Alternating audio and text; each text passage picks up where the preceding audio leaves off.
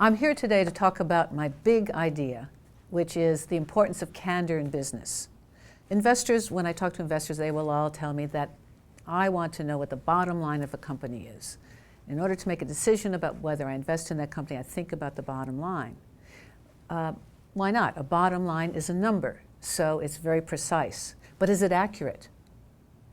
And what we have found through doing research over the past 10 years is that words matter as much as numbers in determining the investment potential, because words tell you about the candor of a company, which reveals the underlying trustworthiness of a corporate culture.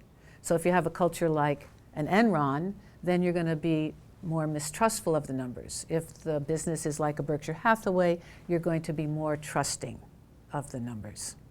It's so interesting. The word candor means different things to different people. I find that most often people talk about candor as meaning the whole truth, telling the whole truth all the time. But candor means not just that you're being accurate in what you're saying, but you're being authentic. The lack of candor, which we call FOG, standing for fact-deficient, obfuscating generalities, it's an acronym. You probably want to know, why really is this important? Does it really matter if people aren't being clear in what they're saying? Does it matter if their grammar is tortured and they're using words, jargony words like we're streamlining our enterprise to accelerate our momentum in our project trajectory? Does it really matter if people are communicating like that? It matters a great deal.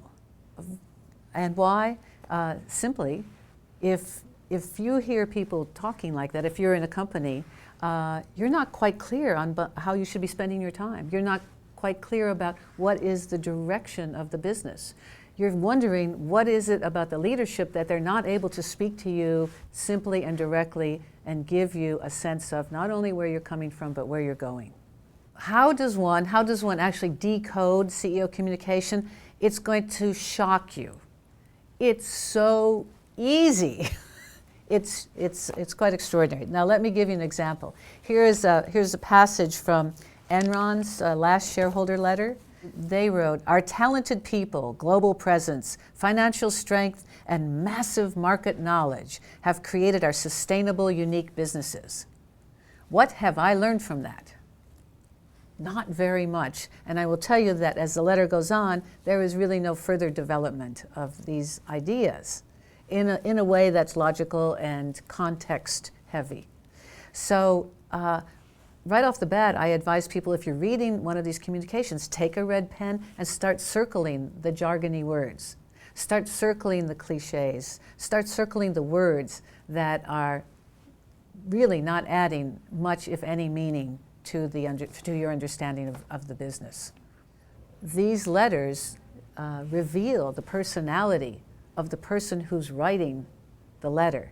Think about it. Every person in the world has a unique thumbprint. Nobody else in the world has it. Similarly, a corporation, a company, has a corporate thumbprint.